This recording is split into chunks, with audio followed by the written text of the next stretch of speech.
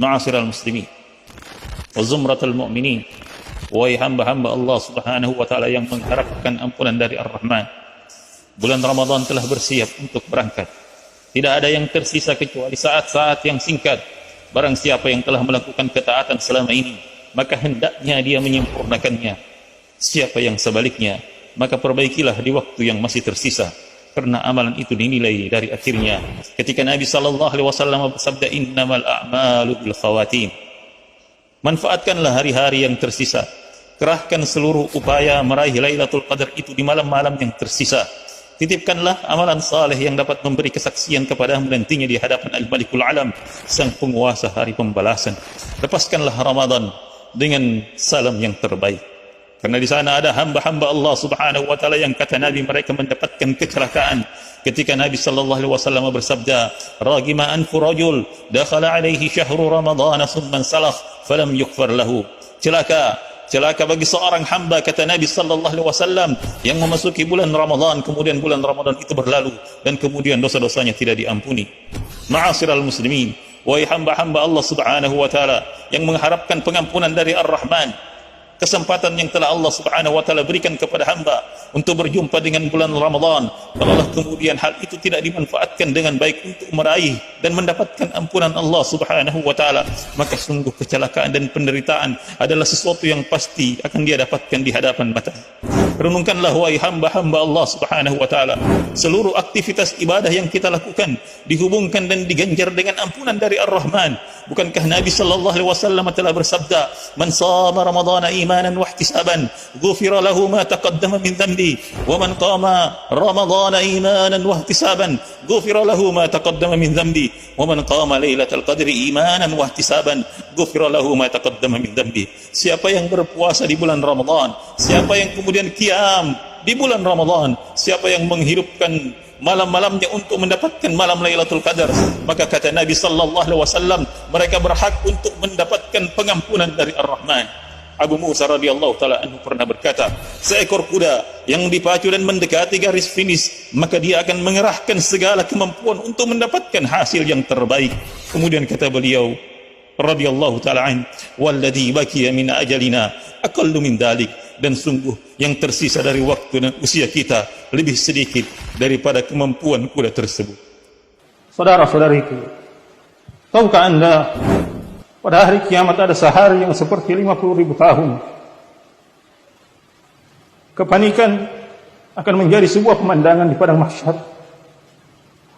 Beratnya hisab dan pertanggungjawaban merupakan sesuatu yang akan menanti dari setiap diri-diri kita. Maka betapa celakanya ketika diri ini tidak bisa mengambil pelajaran. Ketika jiwa-jiwa Anda merasa lelah dan letih di atas ketaatan, maka katakan dan bisikkan kepada jiwamu, wahai jiwa, sesungguhnya tempat peristirahatanmu sedang aku persiapkan. Semoga keletihan yang Anda lakukan di salat-salat malam Anda, lapar dan dahaga di saat berpuasa, kesabaran di atas ujian dan ketaatan akan menjadi sebuah senyuman di hari yang banyak manusia berada dalam kesedihan, peraungan dan kepilauan.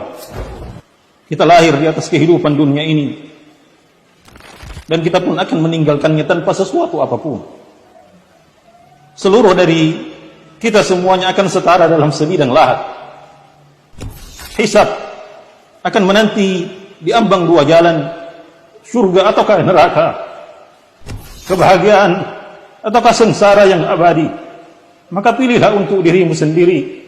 Allah Subhanahu wa taala ingatkan kita di dalam Al-Qur'an sembari bertanya kepada diri-diri kita, فَأَيْنَ تَذْهَبُونَ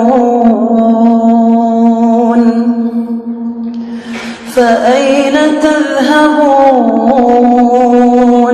kemana kalian akan pergi? Kemana kalian akan memilih?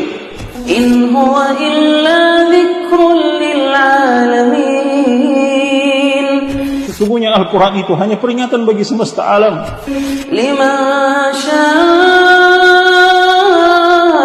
مِنْكُمْ أَنْ يَسْتَقِيمَ. Bagi mereka yang menghadapi dan menghendaki keistiqomahan di atas jalan Allah Subhanahu wa taala yang lurus.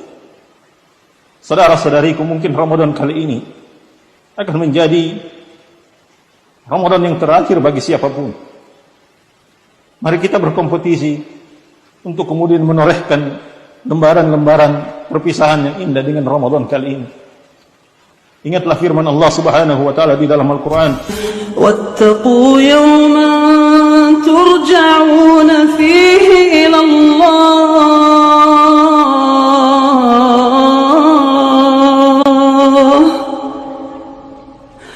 واتقوا يوما ترجعون فيه إلى الله ثم توفى كل نفس ما كسبت وهم لا يظلمون.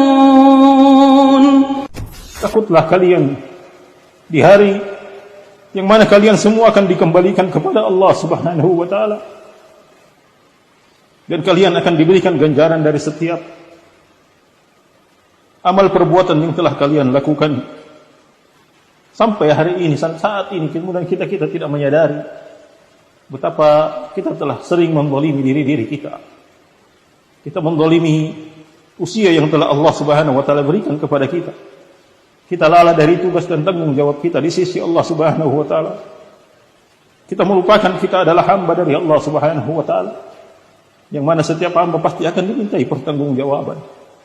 Maka saudara-saudariku, di waktu yang masih tersisa ini, Allah menginginkan kita untuk semakin menguatkan semangat di dalam beribadah kepada-Nya, untuk semakin mengencangkan ikat-ikat pinggang kita, untuk semakin menghidupkan malam-malam yang tersisa, dan untuk membangunkan seluruh keluarga kita sebagaimana ini dicontohkan oleh baginda Muhammad sallallahu alaihi wasallam.